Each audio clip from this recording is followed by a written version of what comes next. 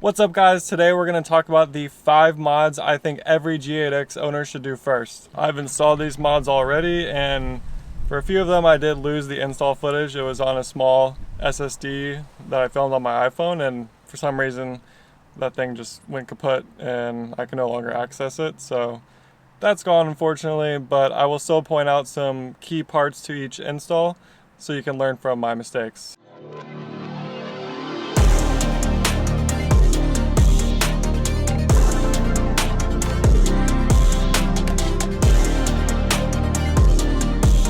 First mod, I think this one goes quite unnoticed, and it is the Horizon Motorsports skid plate. For those of you that may be new to the platform, BMW left one of the most expensive and crucial components of the engine exposed, and it is the engine oil cooler, and that sits right underneath the front bumper, right behind the front lip.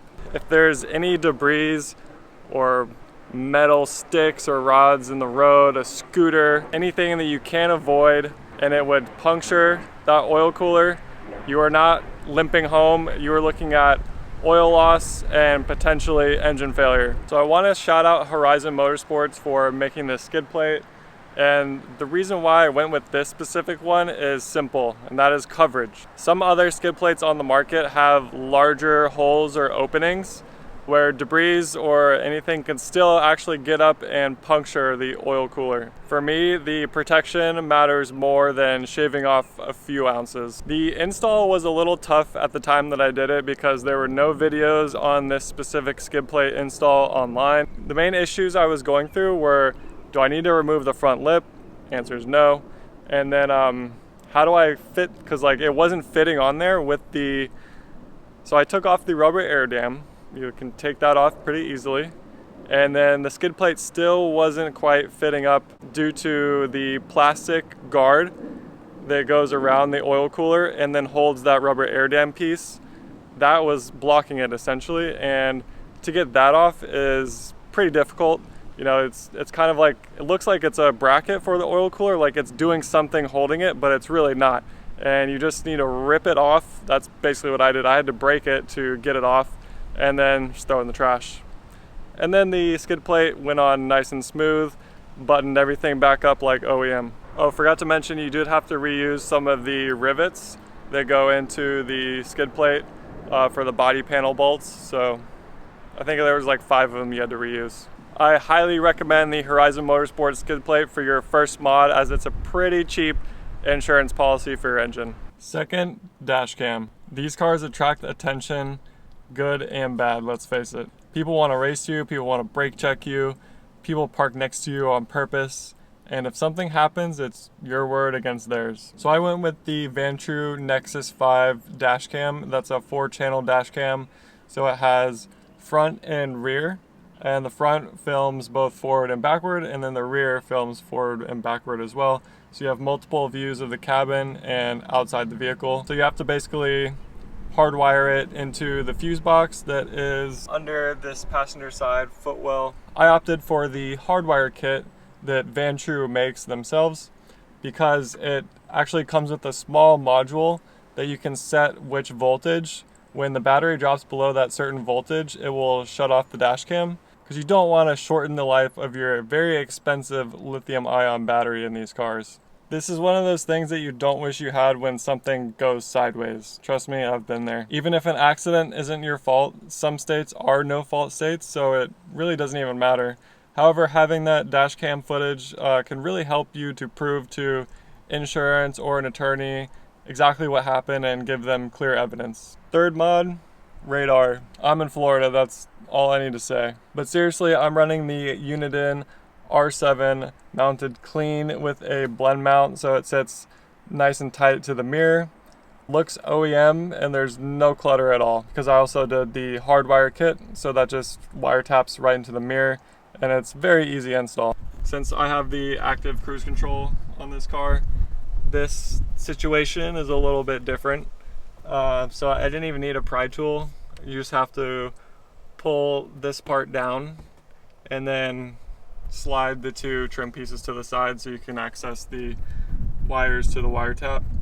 And that was pretty much it. The blend mount isn't cheap, unfortunately. It's like $170. But here's the thing, like I already have it in my F30, so I definitely wanted to use it in this M4. In my opinion, the cleanest setup. It looks the most OEM and minimalistic. So it's not about having peace of mind to drive recklessly. It's about awareness. Highway merges, long empty roads, unmarked cars, and the G8X builds speed effortlessly, and you're at crazy numbers before you know it. So a proper radar setup like this gives you some reaction time. And mounting it clean with a blend mount keeps the interior looking factory fresh without looking like a Best Buy aisle exploded on your windshield. Suction cup mount and wire running down to the 12 volt, no thanks. Fourth, PPF. So the M4 came with Fire Orange 3 individual paint, which adds a little bit of money to the overall sticker of the car and the value. And I want to protect that value as long as possible. And what better way to do that than PPF? Seen many cases where PPF has saved people's cars from having to go to the paint shop, whether it's like a small scrape or even keying a vehicle. It can totally save your car from being keyed. Of course, you'd have to replace the PPF, but you know, it's better than having to repaint your car. And this vehicle is wide, it takes up a lot of road real estate, and rock chips in Florida are just inevitable. PPF is not cheap, you know, it's at least $5K, usually more, to do the entire car with PPF. Some people will say that's not worth it, you know, just drive the car, man. Like, what are you trying to do? Save the car for the next person? Who cares about rock chips? Well, I do. I'm a little OCD when it comes to detailing my car and just having things to be in like the most pristine condition that they can be. Obviously, that's not like reality. You know, there's always going to be some imperfections. And at the end of the day, you do have to drive the car. Like, don't not drive the car because you're afraid of getting rock chips. So that's why I opted in for PPF, not full body. So let's go over that now, which parts I decided to PPF and why. So obviously I got the entire front bumper done, the carbon fiber airflow ducts, the carbon fiber front lip, the headlights, very important. Don't want any rocks to chip those, very expensive. The entire hood is done. The side front fenders are done. This piece right here, this piano black trim piece is done. These carbon fiber mirror caps are done. And the carbon fiber roof, very important. I've seen some rocks actually come up and hit the carbon fiber roof and cause the clear coat to peel, and I don't want that. And also the PPF will help against UV rays and keep the carbon from yellowing, which is also why I did the rear wing as well. Just want to preserve it and keep it fresh as long as possible. So that's it. I just did the main high impact areas for now. In the future, I might go and do the doors and this rear quarter panel, but for now that'll do. Big shout out to Detail Ground for getting me right. I really trust them with all my PPF jobs. As you can see, it's always very seamless, very minimal lines showing. They do a very good job. In my opinion, PPF is a must on a G8X, especially with how expensive they are. You want to protect your investment for the long term. Fifth, the Horizon Motorsports valve controller. The S58 sounds good from the factory, quiet but good, especially with the M Performance exhaust helping. But the factory valve logic just doesn't always work how you want it to. And in fact, it never actually fully opens. Even in Sport Plus, it only opens maybe like 70-ish% is what I've heard. So this valve controller has 4 modes. So A is open, B is closed, C is 30% open, and D is factory. So you'd really only want to use A fully open and D factory. That's all I ever use. There's really never a need to close it 100%. I mean, that's just bad for the car. If you have the valves closed and you're in a high RPM, you know, it's creating a lot of back pressure that's unnecessary. So with that being said, does opening the valves that extra 30% really even do much? Now, from my experience, the answer is yes. I've experienced a valve controller on a G80 that had an active auto work equal length mid pipe with resonator, and installing the valve controller on that car absolutely made it louder. With this car, I'll take any more noise I can get without it being too obnoxious and crazy, and the valve controller really does help.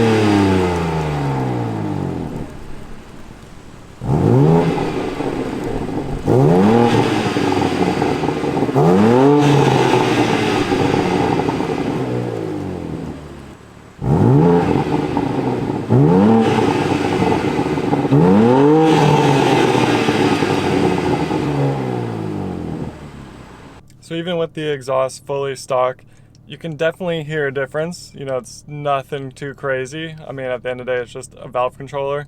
It's like a $300 part, and I think for the value, it's absolutely worth it. Inside the car, you can't hear that much of a noticeable difference, but with the windows down, you definitely can.